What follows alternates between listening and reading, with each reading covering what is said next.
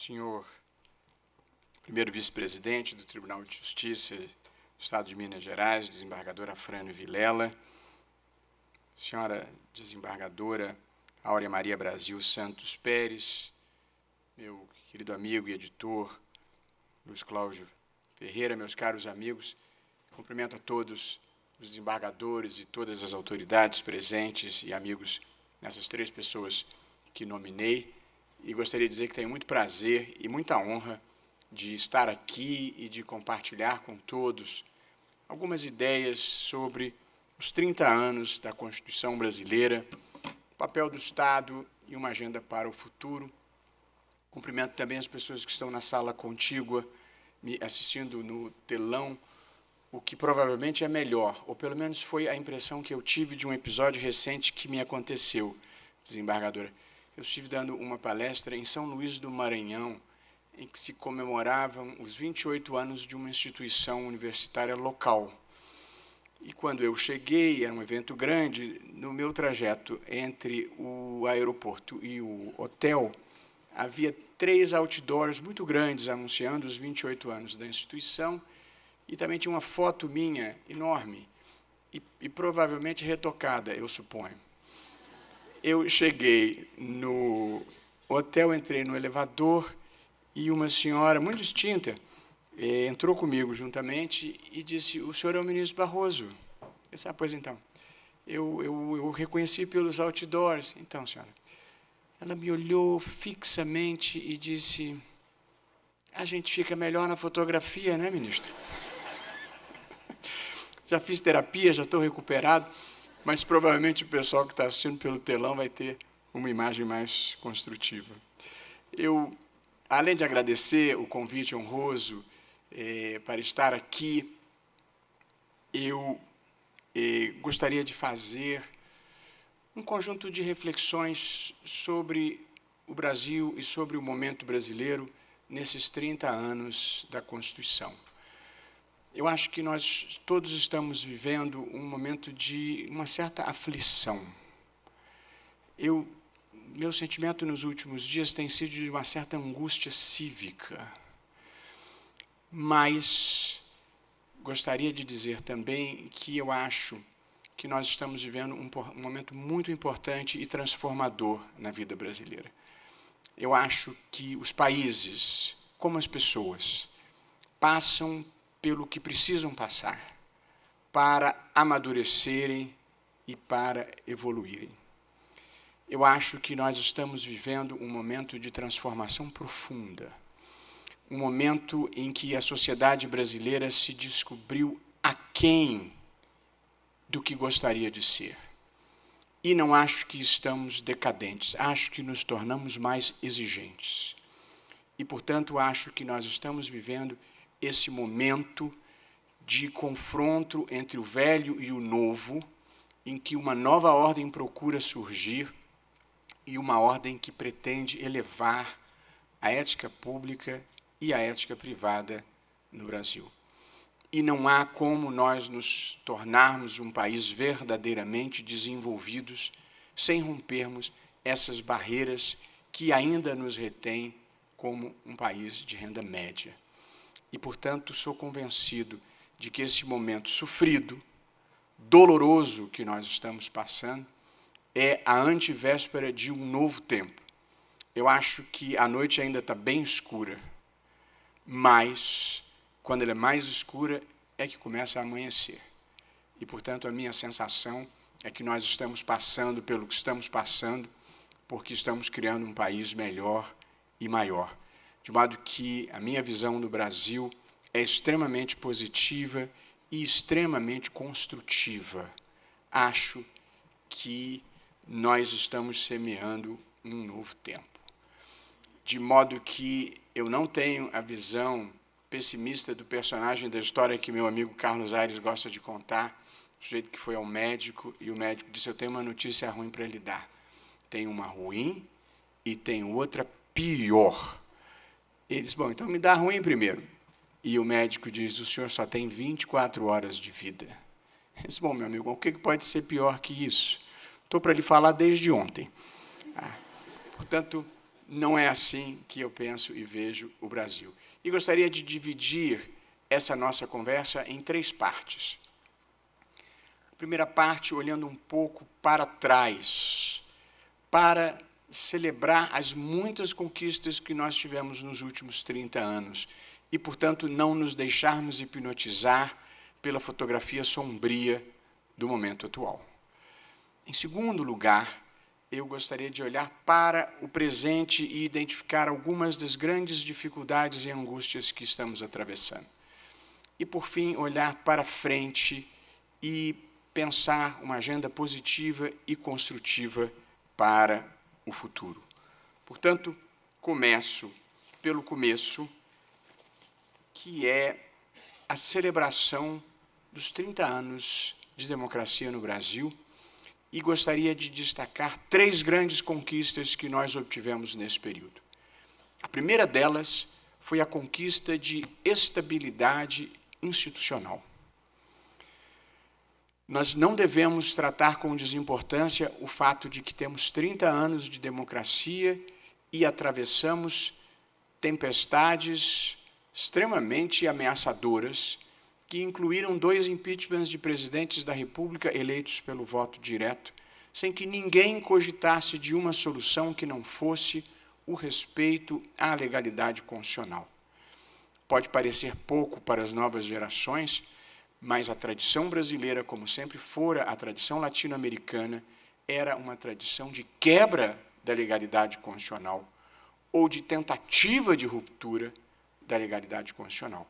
Para fazer um corte no tempo e começar em 1930, nós tivemos Revolução de 30, Revolução Constitucionalista de 32, Intentona Comunista de 35, Golpe do Estado Novo de 37, Destituição de Getúlio Vargas em 45, Contragolpe preventivo do Marechal Lott para assegurar a posse de Juscelino Kubitschek, 2 tentativas de golpe, Jacareacanga e Aragarças contra Juscelino Kubitschek, veto dos ministros militares à posse do presidente João Goulart quando da renúncia de Jânio Quadros, golpe militar de 1964, prorrogação do mandato do presidente Castelo Branco com o cancelamento das eleições de 1965.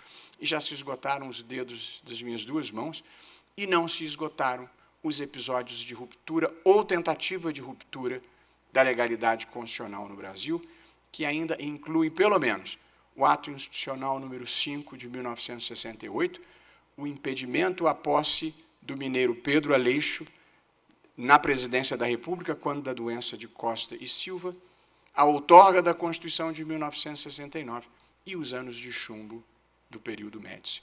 Portanto, só quem não soube a sombra é que não reconhece a luz, que é viver sob um Estado constitucional e democrático com todas as suas dificuldades e vicissitudes. A segunda conquista que eu acho que merece ser destacada nesses 30 anos foi a conquista de estabilidade monetária. Quem quer que tenha mais de 40 anos nesta sala terá vivido os horrores da hiperinflação. E como era difícil programar a vida, não era para o mês seguinte, era para o dia seguinte. Uma inflação que chegou a 5.000% ao ano. E aqueles sucessivos planos econômicos fracassados que a gente conhecia pelo nome e com uma indesejável intimidade. Cruzado 1, Cruzado 2, Bresser, Verão, Collor 1, Collor 2, e toda a litigiosidade que até hoje existe remanescente desses planos econômicos fracassados. Até que, em 1994, com o Plano Real, sob a presidência de outro mineiro, que era Itamar Franco, nós conquistamos estabilidade monetária, e, embora, evidentemente, a inflação ainda nos assombre aqui e ali, não é nada parecido com o que já foi. E, junto com a estabilidade monetária, desenvolvemos uma nova compreensão da importância da responsabilidade fiscal. E talvez a crise que nós estejamos passando agora, com a mais prolongada recessão da história do Brasil, com as maiores taxas de desemprego da história do Brasil, nos ajudem a aprender a lição de que sem responsabilidade fiscal não é possível ter crescimento econômico, sem crescimento econômico não se gera riqueza, Sem geração de riqueza não se consegue distribuir renda e promover justiça social, que é o grande papel de um Estado constitucional e democrático. Portanto, a segunda conquista dos 30 anos de democracia foi a da estabilidade monetária.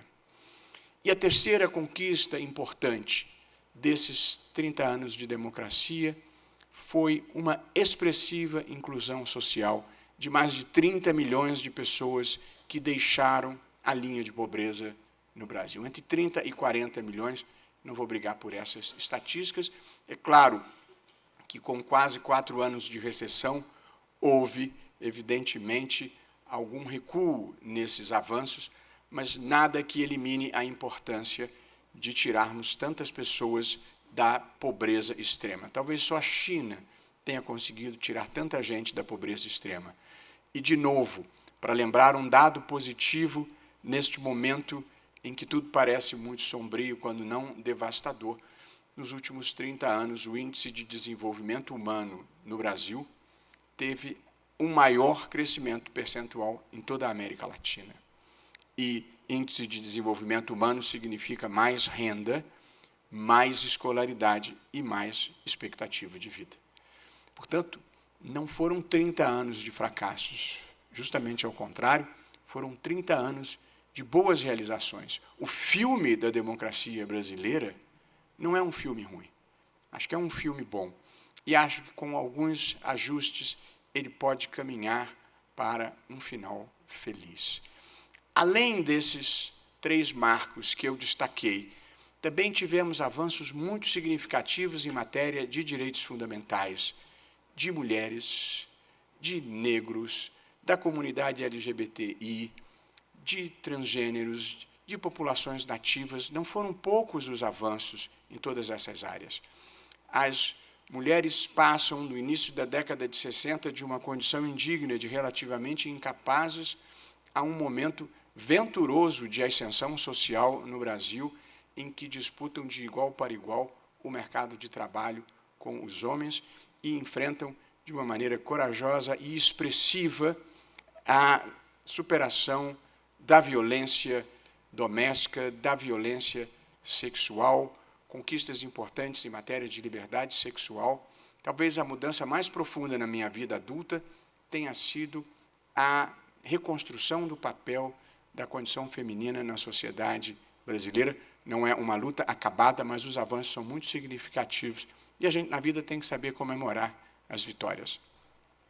Também em relação a ações afirmativas, em que nós superamos o falso discurso do humanismo racial brasileiro para reconhecer que havia injustiças, havia discriminações e que o Estado tinha obrigações em reparar essas injustiças históricas.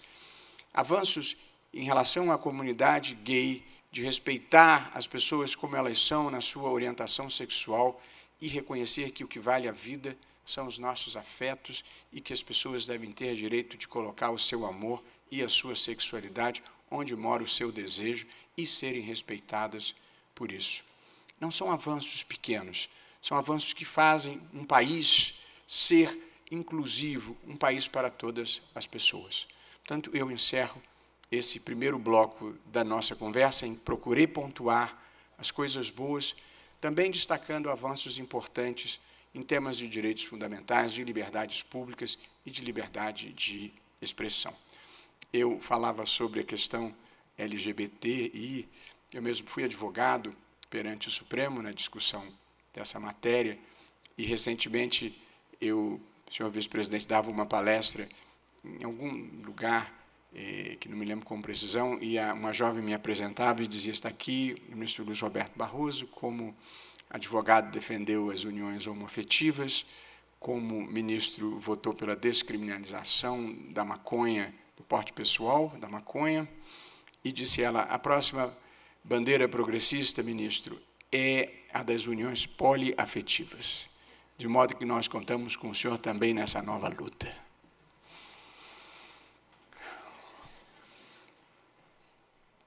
Bem, e eu disse, numa democracia, nenhum tema é tabu.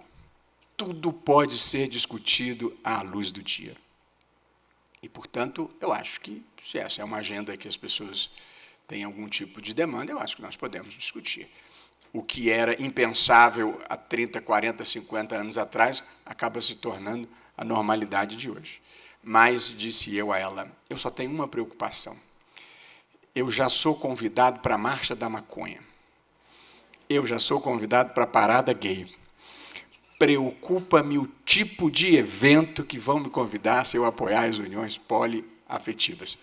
Portanto, a verdade é que nós tivemos avanços significativos ao longo dos primeiros 30 anos da Constituição brasileira e ela nos ajudou a fazer uma travessia bem-sucedida de um Estado autoritário, intolerante, por vezes violento, para uma democracia constitucional que tem assegurado liberdades públicas e direito de participação a todos. Olhando para o presente, no entanto, eu acho que nós temos que reconhecer alguns pontos fracos desses 30 anos, alguns capítulos que nós precisamos revisitar e aprimorar. E eu destaquei 3 deles para a nossa conversa de hoje, a segunda parte dessa exposição, que é olhando para o presente e procurando diagnosticar as nossas dificuldades. Eu diria que o primeiro ponto fraco dos 30 anos de democracia brasileira é o nosso sistema político, que, infelizmente, não extrai o melhor das pessoas. O processo civilizatório existe para que as pessoas reprimam o mal e potencializem o bem. Acho que o sistema político brasileiro faz exatamente o contrário. Ele reprime o bem e potencializa o mal.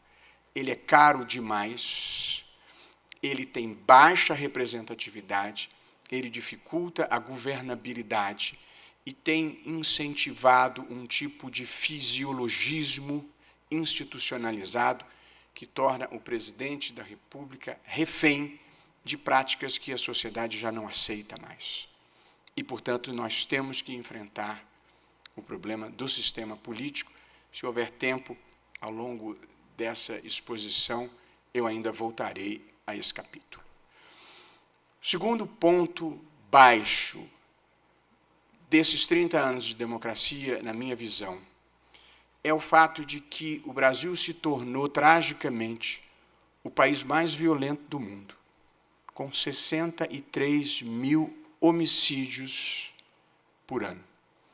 É mais gente do que morre na guerra da Síria. Portanto, nós precisamos olhar com coragem esse problema e identificar onde estão as causas desse problema. 63 mil homicídios. No geral, de jovens pobres, negros ou pardos, de baixa escolaridade, em grande extensão, óbitos ligados ao problema das drogas, que nós precisamos enfrentar no Brasil. Nós não estamos ganhando essa guerra, nós estamos perdendo essa guerra. E talvez não se deva tratar esse problema como uma guerra. Não importa o que cada um ache, a questão das drogas no Brasil precisa ser discutida à luz do dia, porque o modo como nós a estamos enfrentando, nós estamos promovendo o hiperencarceramento de jovens primários e de bons antecedentes que vão engrossar as fileiras das organizações criminosas. Temos quase 30% dos presos no sistema penitenciário por delitos associados às drogas, com o custo que isto representa. E o tráfico não sofreu sequer um arranhão. Pelo contrário, ele tem aumentado no Brasil. Portanto, nós temos uma política pública que destrói vidas, é cara, não produz qualquer resultado, porque no dia seguinte que esse jovem de 18, 19, 20 anos é preso, ele é substituído por outro. Há um exército de reserva para ocupar o lugar dele. Portanto, não importa, como eu disse, o que cada um pense sobre a questão das drogas e sobre eventual legalização. Mas nós precisamos discutir uma política que não está funcionando. Na vida, a gente tem que ter a coragem de fazer os diagnósticos corretos e pensar as soluções, e não virar o rosto para um problema que se agrava a cada dia no Brasil e alimenta o crime organizado. Um dos grandes problemas no Brasil hoje é como enfrentar o crime organizado e não permitir a mexicanização do Brasil. O terceiro problema, e último, que eu vou tratar, diz respeito à corrupção estrutural, sistêmica e institucionalizada que nós detectamos no Brasil. E que não é atribuível a uma pessoa, a um governo ou a um partido. Quem quiser escolher o caminho da fulanização, eu acho que vai por um caminho equivocado, porque esse é um processo acumulativo que vem de muito longe e que apenas transbordou mais recentemente. E nós nos demos conta de um estado generalizado de corrupção que envolvia empresas estatais, empresas privadas, agentes públicos, agentes privados, partidos políticos, membros do Congresso, membros do Executivo. Foi impressionante o contágio da corrupção no Brasil. E olhando o país do meu ponto de observação atual, é impossível não sentir vergonha pelo que aconteceu entre nós nos últimos anos. A naturalização das coisas erradas. Um pacto oligárquico que foi celebrado entre parte da classe política, parte da classe empresarial e parte da burocracia estatal, um pacto de saque ao Estado brasileiro, de apropriação privada do Estado brasileiro com desvio de dinheiros públicos para fins privados. Esse pacto começou a ser enfrentado pela sociedade brasileira há alguns anos. O que há de novidade no Brasil é uma sociedade que deixou de aceitar o inaceitável. O que há no Brasil hoje, onde se vá, é uma imensa demanda por integridade, por patriotismo, por idealismo.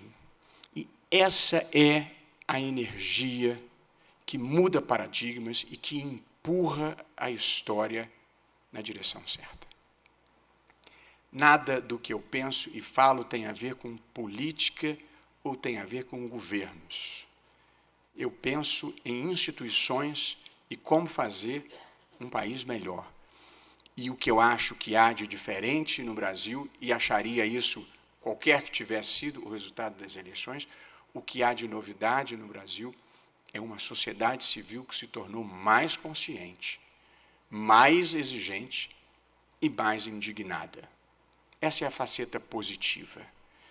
A faceta que nós precisamos coibir é a da intolerância e a da violência. Essa nós precisamos enfrentar e admitir que, num Estado democrático de direito, quem pensa diferente de mim não é meu inimigo, é meu parceiro na construção de uma sociedade plural, e que todo mundo tem direito à voz e a voto, respeitando o direito dos outros. Portanto, campanhas de ofensa, campanhas de violência e de intolerância não servem a ninguém e fazem mal ao país. E ninguém precisa abdicar do que pensa. É possível dizer com muita firmeza e sem abrir mão dos próprios princípios, manter as próprias convicções, sem grosseria, sem ofensa e sem truculência. Mas o quadro que eu procurava descrever é o de uma sociedade que deixou de aceitar o inaceitável e passou a empurrar uma mudança importante nas instituições, na jurisprudência, o próprio Supremo admitindo execução depois do segundo grau, derrubando o modelo mafioso de financiamento eleitoral que havia no Brasil, restringindo drasticamente o foro privilegiado, avanços como houve com a legislação anticorrupção, com a colaboração premiada, com a lei da ficha limpa, nós temos que ter a percepção de que o Brasil está mudando. Talvez não na velocidade desejada, mas nós estamos andando na direção certa. Tudo tem que ser feito dentro da Constituição, dentro da legalidade, sem punitivismo, sem vingadores mascarados, mas sem a percepção de que devido processo legal é o que não termina nunca, e que garantismo seja a garantia de impunidade para qualquer um que ganhe mais de 5 salários mínimos, não importa o que tenha feito. Portanto, nós estamos mudando, aos poucos, a cultura do país, com essas mudanças de jurisprudência e com essas mudanças de legislação. Há muita gente que é contra essas transformações, mas nós não somos atrasados por acaso. Nós somos atrasados porque o atraso é bem defendido. Mas é isso que nós estamos procurando mudar nesse esforço que nós fazemos no Brasil de hoje. Há uma imensa reação do pacto oligárquico. Basta olhar e ter olhos de ver o que acontece no Brasil, e há uma certa orquestração nesse sentido. O combate à corrupção no Brasil enfrenta 3 grandes obstáculos. O primeiro deles é que parte do pensamento progressista acha que os fins justificam os meios e que a corrupção nada mais é do que uma nota de pé de página na história. E se os meus objetivos são corretos, não importa o preço que eu esteja pagando. Eles estão errados. A corrupção não apenas desvia dinheiro que devia ir para melhores serviços públicos e melhor distribuição de renda, como, sobretudo, ela cria um código de relação pervertido entre a cidadania e o Estado, e um ambiente geral de desconfiança na sociedade, porque se o Estado não é correto, os cidadãos acham que também não precisam ser corretos. O segundo obstáculo ao enfrentamento da corrupção no Brasil é que parte do pensamento conservador brasileiro acha que corrupção ruim é a dos outros, é a dos que não defendem os meus pontos de vista. Mas se for a corrupção dos companheiros de pôquer, de vernissagens e de salões, não tem muito problema. É a ideia de que existem os meus corruptos e os corruptos dele, como se fosse possível ter corruptos de estimação. E, com isso, perpetuam no poder as elites extrativistas que se apropriam privadamente do Estado e o saqueiam em busca de dinheiros e cargos, não para fazer um país melhor, mas em proveito próprio. E o terceiro obstáculo ao enfrentamento da corrupção no país são os corruptos propriamente ditos. E aí existem 2 categorias. A dos que não desejam ser, não querem ser punidos pelos muitos malfeitos que fizeram ao longo de muitos anos. E esse é um sentimento compreensível e humano. Ninguém gosta de ser punido. Mas há um lote pior no Brasil de hoje ainda, e muito persistente, que é o dos que não querem ficar honestos nem daqui para frente. E gostariam que tudo permanecesse como sempre foi. Portanto, não é um enfrentamento fácil e nem é rápido. Mas este é um trem que já saiu da estação. E hoje em dia nós já nos tornamos uma sociedade que exige, que tem padrões de reivindicação nos comportamentos mais éticos do que os havidos até hoje. Eu tenho defendido, para superar uma certa leniência em relação à corrupção, que eu a considero um crime violento, porque corrupção mata. Mata na fila da saúde, mata nas estradas que não são consertadas, mata nas vidas que são destruídas por pouca educação, com todos esses dinheiros desviados. E há, para encerrar esse tópico, uma discussão que talvez seja mal situada no Brasil, que é a que diz respeito a uma distinção entre se o dinheiro vai para a campanha ou se o dinheiro vai para o bolso. Da minha experiência, vai um pouco para cada qual. Mas o problema não é para onde o dinheiro vai. O problema é de onde o dinheiro vem. E ele vem de uma cultura de achaque, de propina e de desonestidade, em que os agentes públicos relevantes se consideram sócios do Brasil e não administradores. E, portanto, tomam um percentual de todos os contratos públicos relevantes que existem no país. Palavra de quem conduziu inquéritos importantes e viu a olho nu como se faz política e como se fazem negócios no Brasil. O quadro é devastador. E enfrentá-lo e superá-lo é muito difícil, porque o arco de alianças que se forma para desacreditar quem faz essa luta é muito largo. E, portanto, é preciso que a sociedade esteja atenta. E passo agora ao terceiro e último capítulo, que é olhando para o futuro, o que nós poderíamos fazer.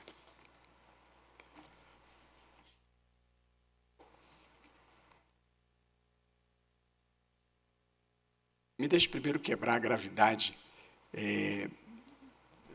O tom foi grave porque é grave. Mas, mesmo nas coisas graves, a gente deve viver a vida com uma certa leveza. Então, eu preciso contar para os senhores um episódio que me aconteceu esses dias, que foi uma delícia, só para eu mesmo relaxar um instantinho. Eu sentei num restaurante com a minha mulher e veio um garçom e disse: eu conheço o senhor de algum lugar. Quem sabe, pois então. E aí ele foi embora, depois ele voltou à minha mesa e disse: o senhor é famoso, não é? Eu disse: não. Passou uma terceira vez e disse: eu vou lembrar quem é o senhor. Não lembrou. Eu paguei a conta, entreguei o meu cartão de crédito, e aí ele vai até o caixa, ele volta do caixa, olha para mim e fala assim: haha, Luiz Roberto, narrador esportivo da TV Globo. Eu juro que essa história é verdadeira. Olhando para o futuro.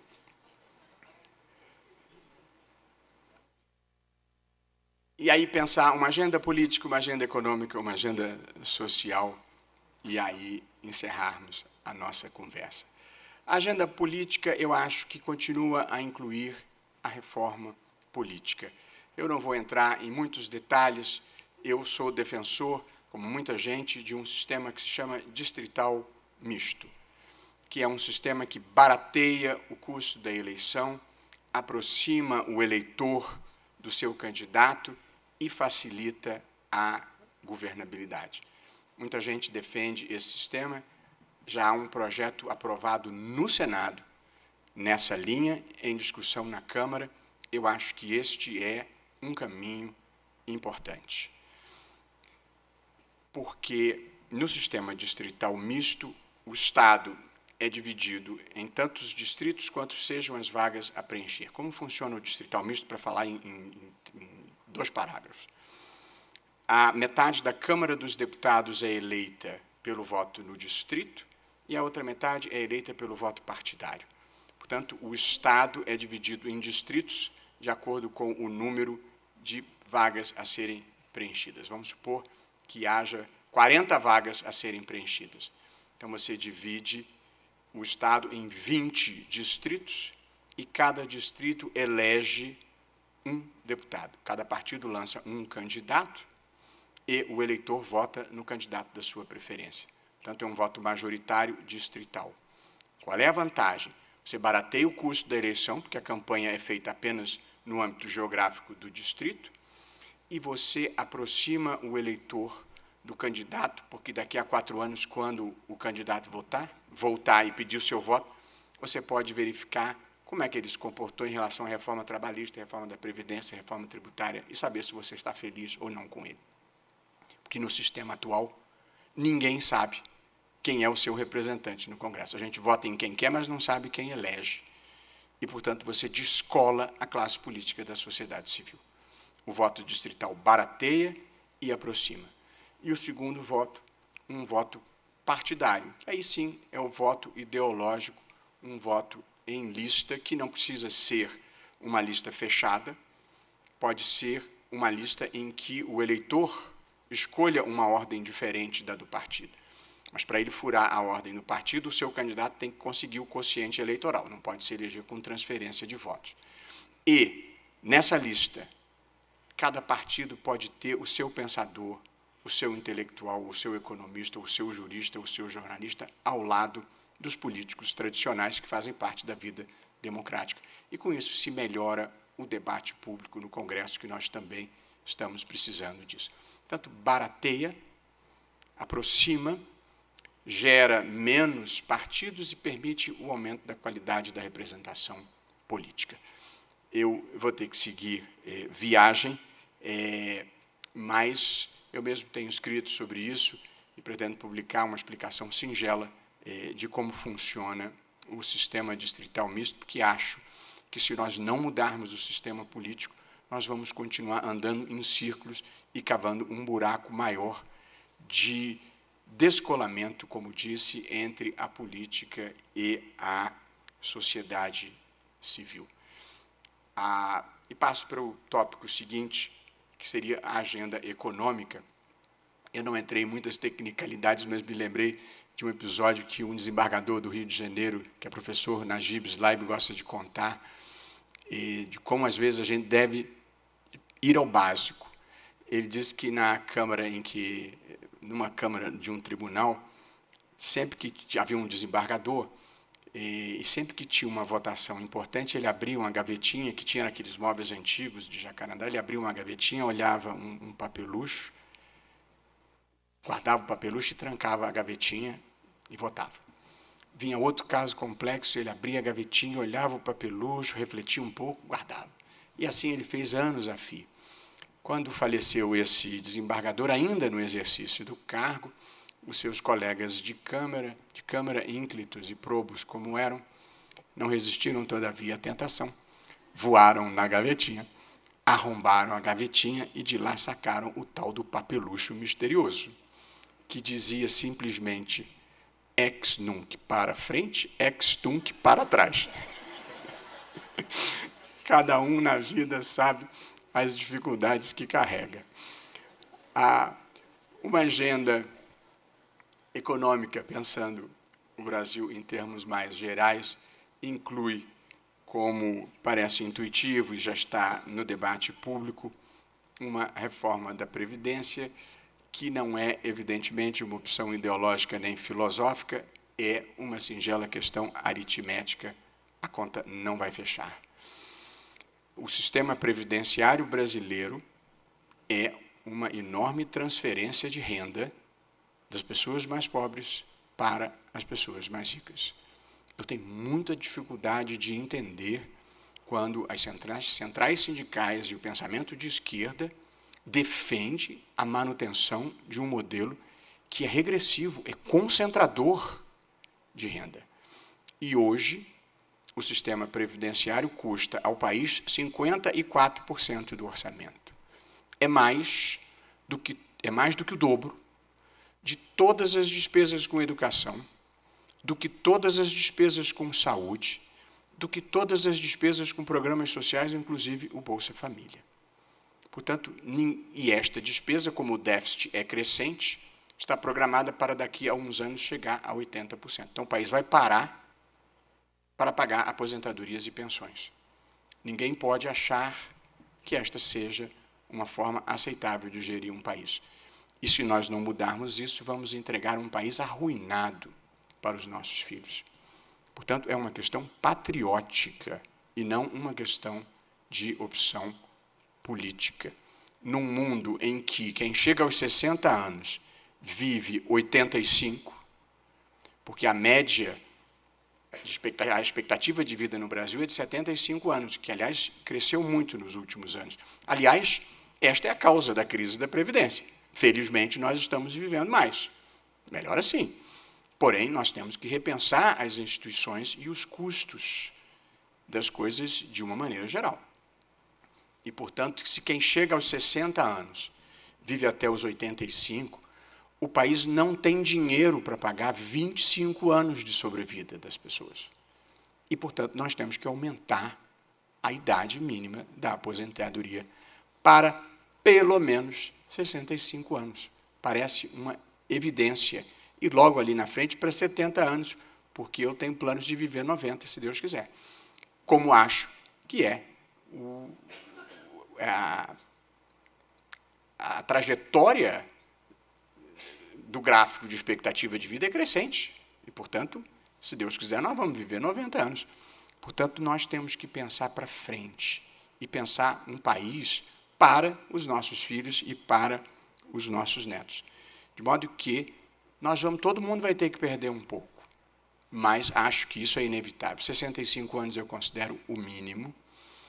Acho, com todas as vênias das mulheres, eu sei que as mulheres têm dupla jornada, e isso torna a vida, sob certos aspectos, mais complexa. Preciso reconhecer. Porém, as mulheres têm sobrevida maior do que a dos homens. Portanto, honestamente, eu não acho que essa devesse ser uma diferenciação no momento em que a gente está precisando do sacrifício de todo mundo. Enfim, há uma reforma da Previdência, há ideias boas na mesa e acho que ela tem que ser enfrentada. Nós precisamos de uma reforma tributária. O sistema tributário brasileiro, esse é um ponto que passa despercebido.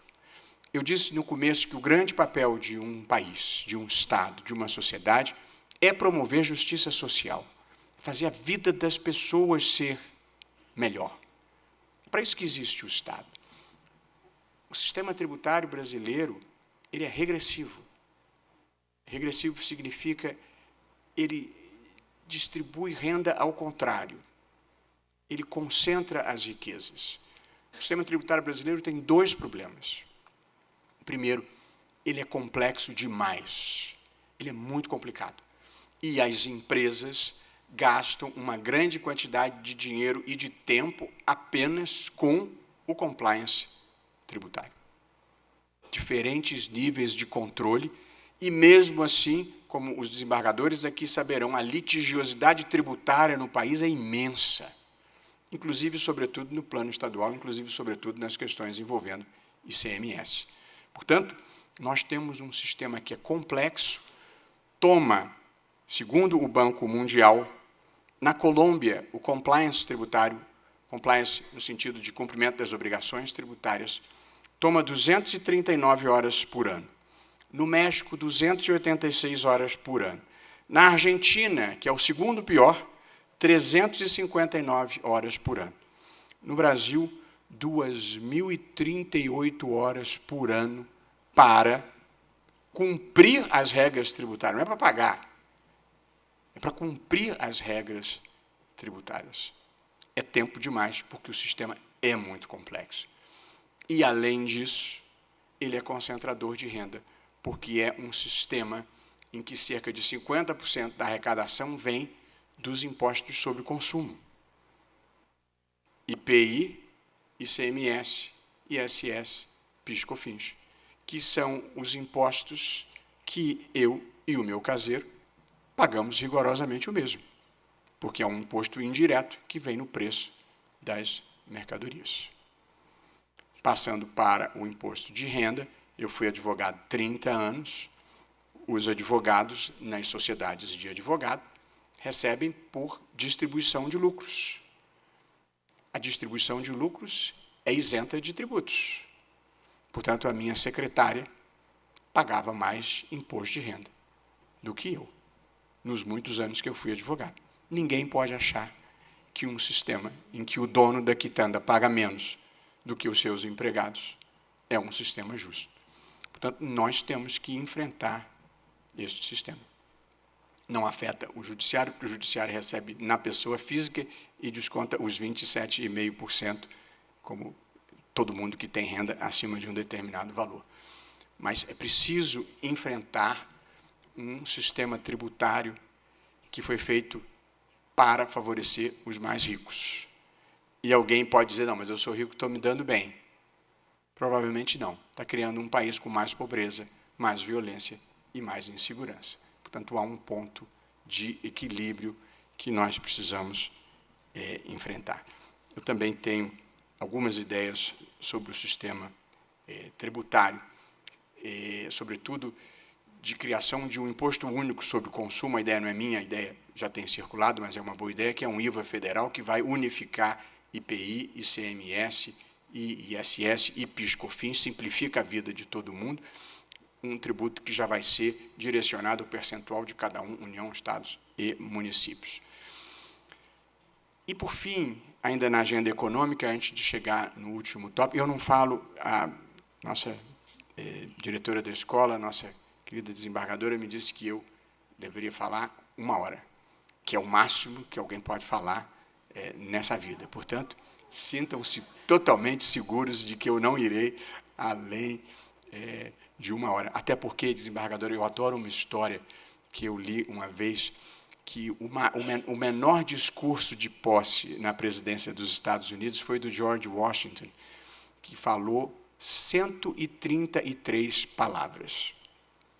E o maior discurso de posse foi de um cavalheiro de nome William Harrison, que falou mais de 8.000 palavras numa noite fria e tempestuosa em Washington, onde as posses são ao tempo. E em janeiro, o frio é intenso. William Harrison morreu 30 dias depois de uma pneumonia gravíssima que ele contraiu naquela noite. E eu passei a vida atormentado por esse fato e pensando que essa é a maldição que recai sobre os oradores que falam além do seu tempo. Portanto, 1 hora é o meu limite.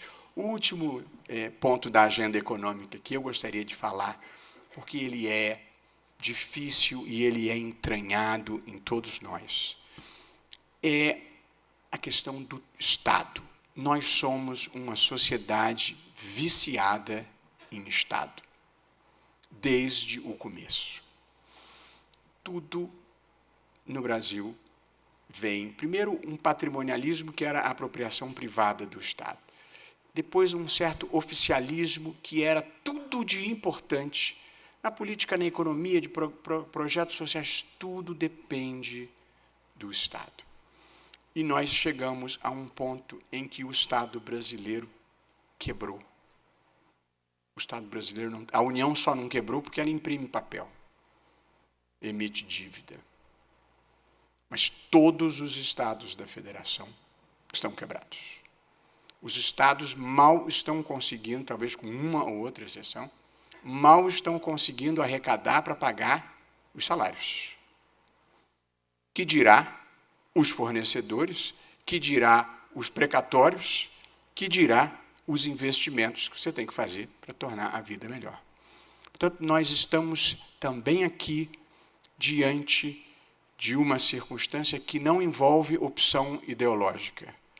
O Estado brasileiro vai ter que ser reduzido provavelmente à metade.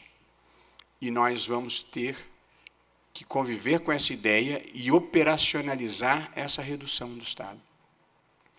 Não há solução juridicamente fácil, nem moralmente barata para o que precisa ser feito.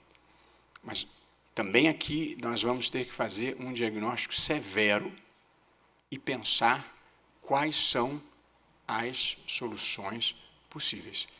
Mas na cultura brasileira, o Estado financia desde empresas de telefonia até as fantasias de carnaval, com todos os condicionamentos que vêm dessa circunstância.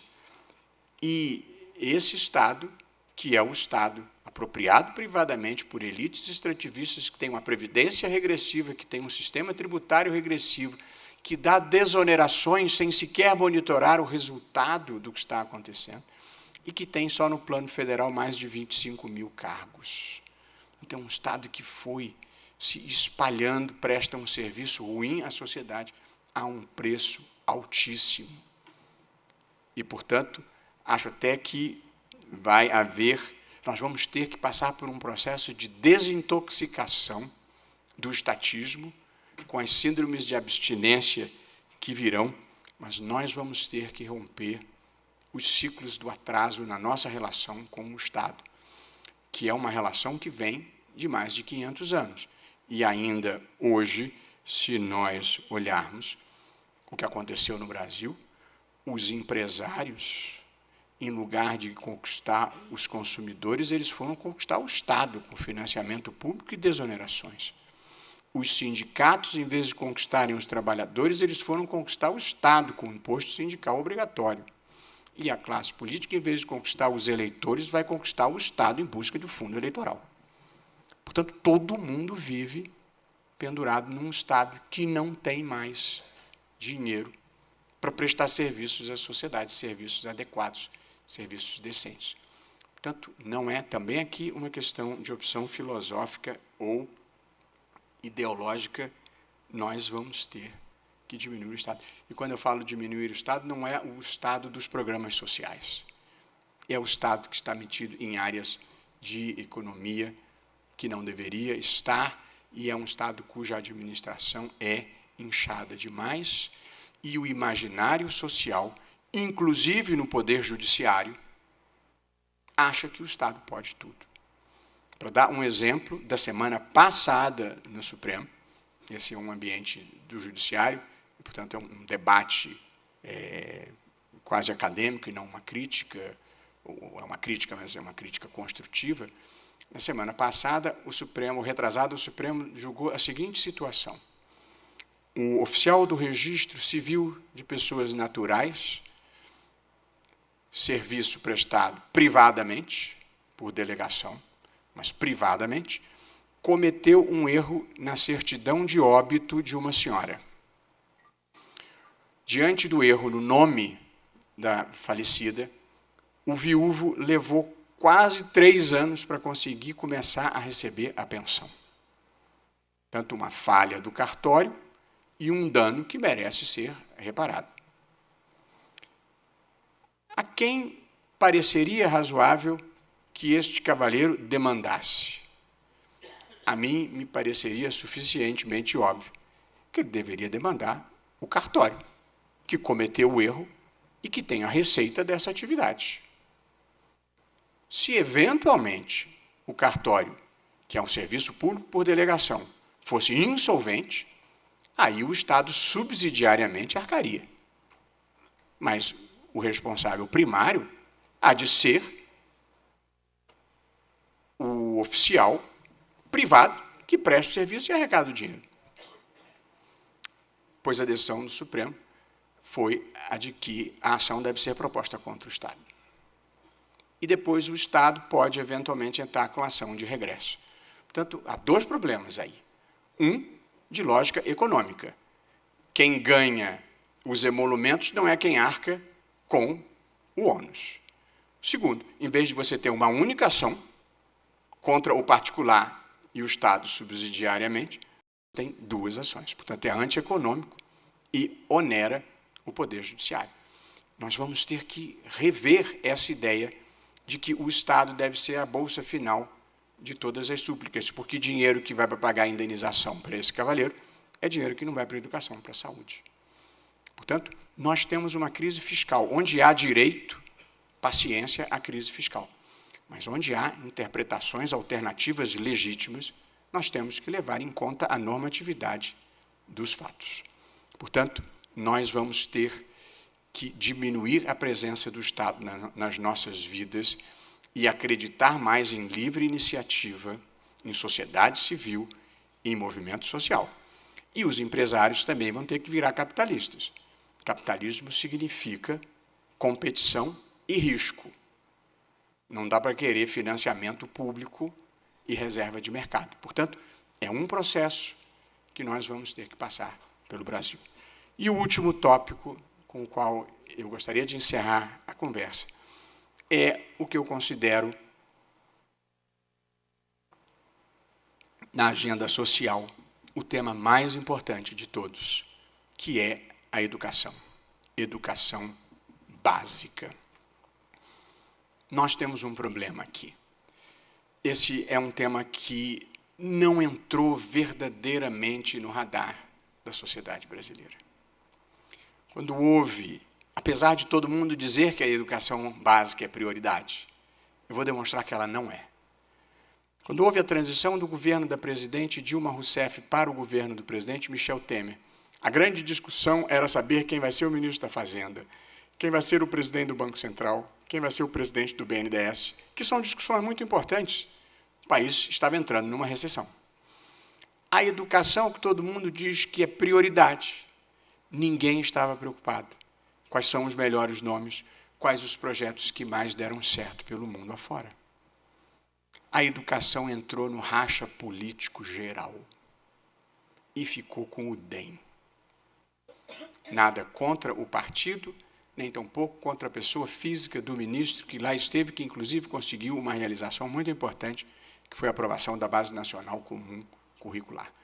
O que eu estou querendo demonstrar é que não é prioridade coisa nenhuma.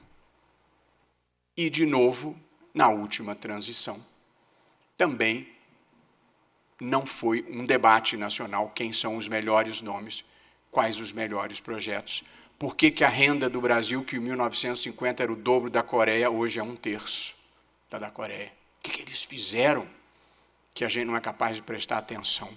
E o que eles fizeram foi em matéria de educação.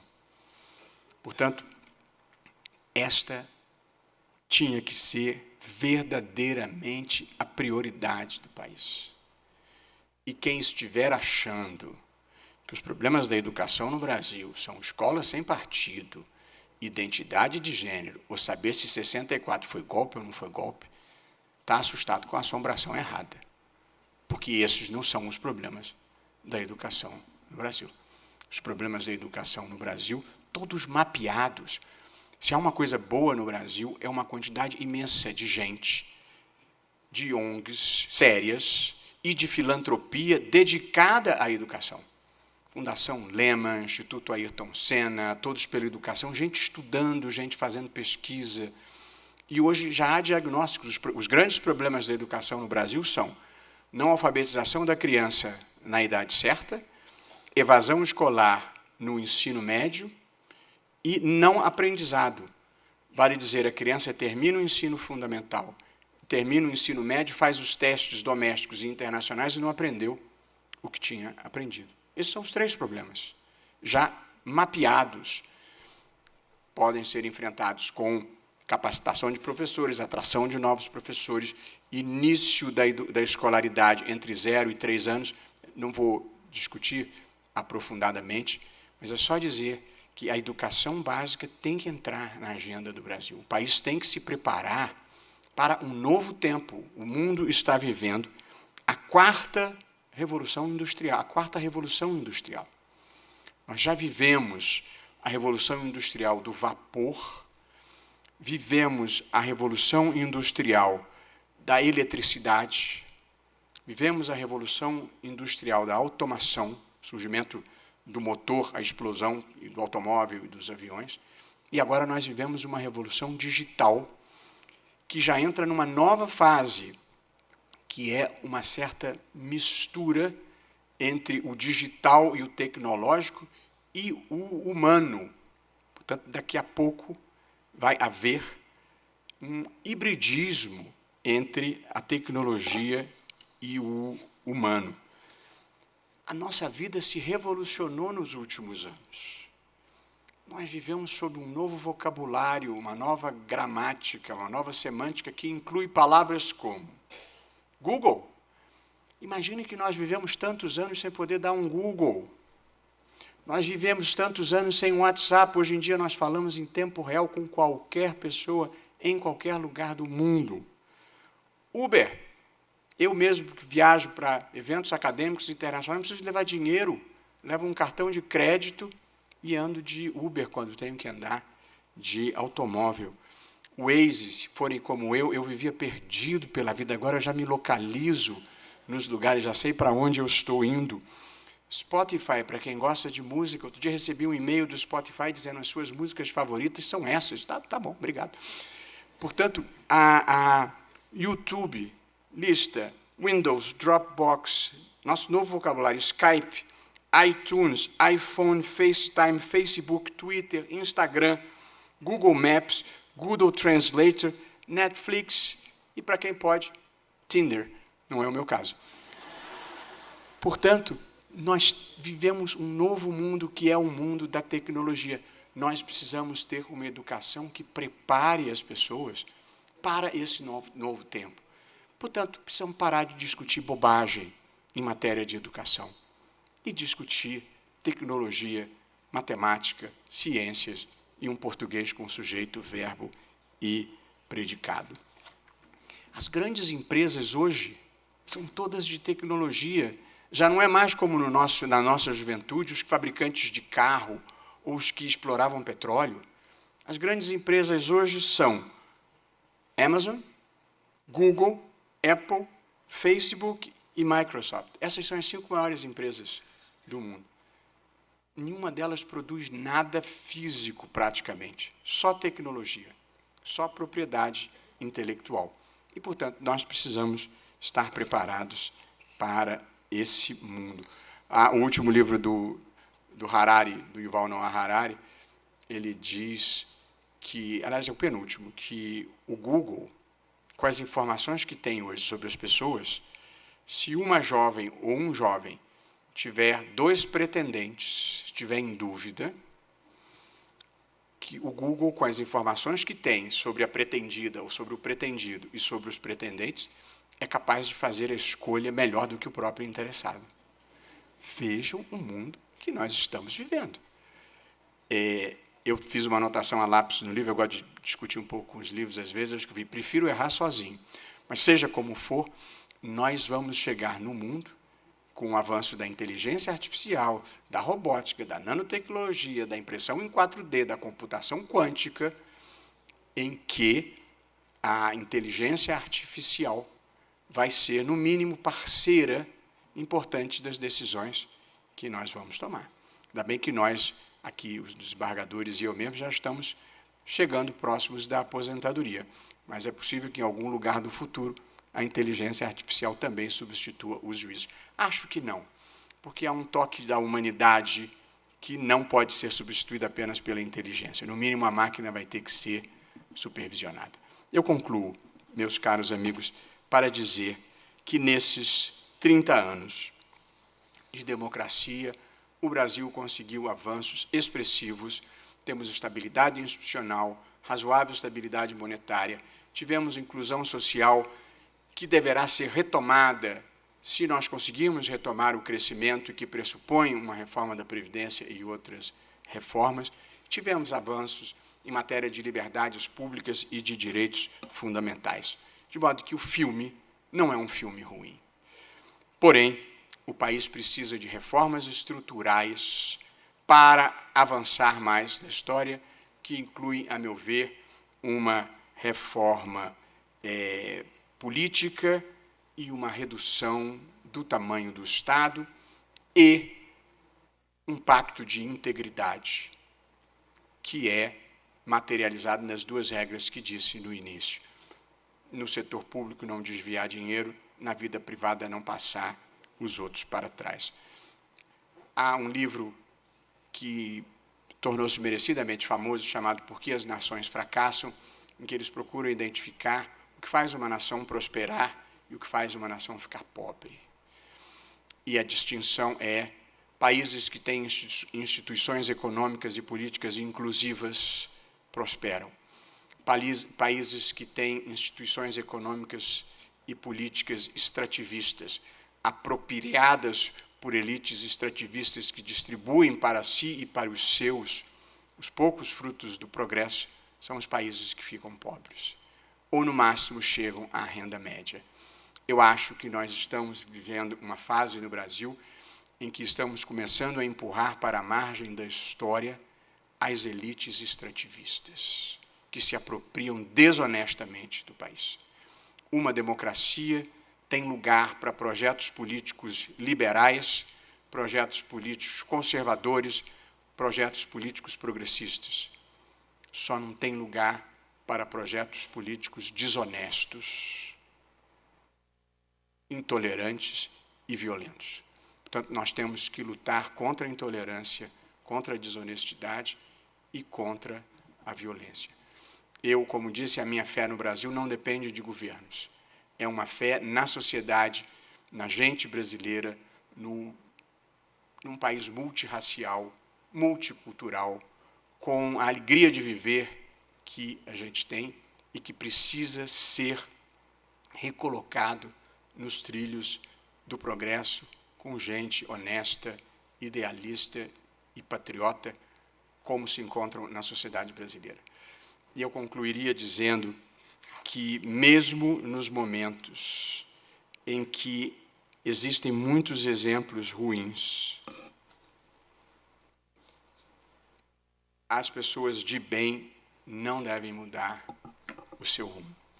Às vezes é um processo solitário, porque o Brasil às vezes dá a impressão de que o mal triunfa e não é o mocinho que vence no final. Mas não é assim. Fernando Sabino, nativo daqui, gostava de dizer, no final tudo acaba bem. Se ainda não está bem, é porque não chegou ao fim. Portanto, nós estamos no meio de um processo tormentoso, mas vai acabar bem. Enquanto isso, o slogan pessoal com o qual eu animo a minha própria vida e que compartilho com todos, não importa o que esteja acontecendo à sua volta, a gente não tem poder sobre o que os outros fazem. A gente só tem poder sobre o que a gente faz. Portanto, não importa o que esteja acontecendo à sua volta. Faça o melhor papel que puder. Muito obrigado.